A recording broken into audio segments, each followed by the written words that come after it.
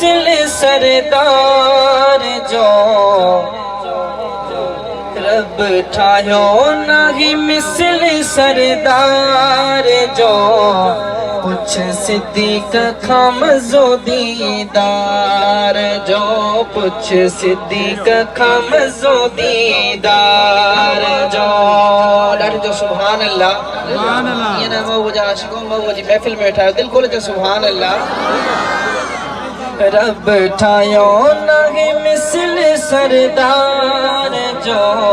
पुछ सिद्दीक खां मज़ो दीदार जो पुछ सिद्दीक खां मज़ो दीदार जो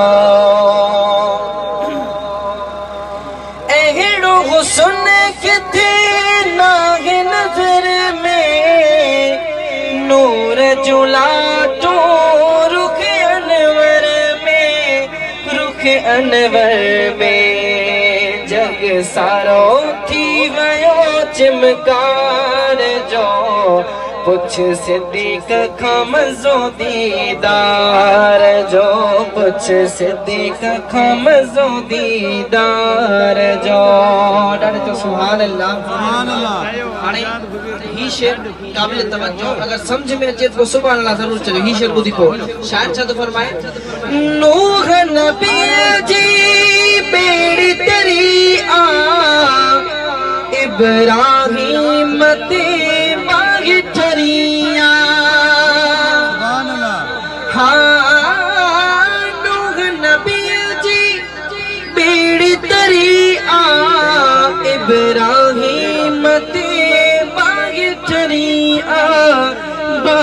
ठरिया हर कंहिंखे वसीलो आनंददार जो पुछ सिद्दीक खां मज़ो दीदार जो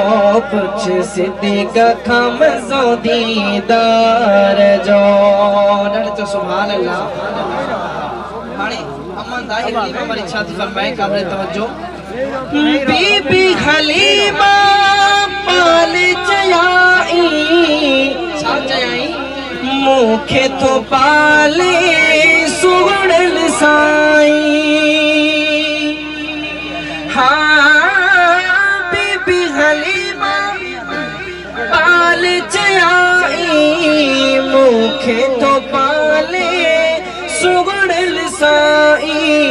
सुगड़ल साई नागे फिक्र कोई कहे कमकार जो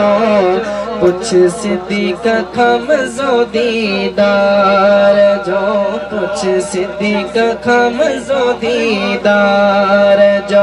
रब ठायो नाहे मिसल सरदार जो पुछ सिद्दीक खां मज़ो दीदार जो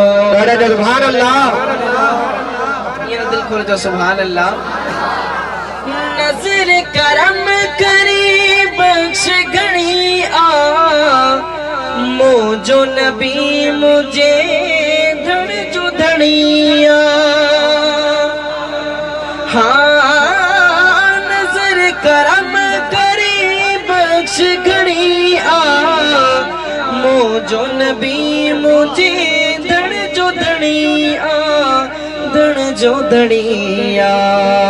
बेड़ो तरी वयो पानीअ जे बार जो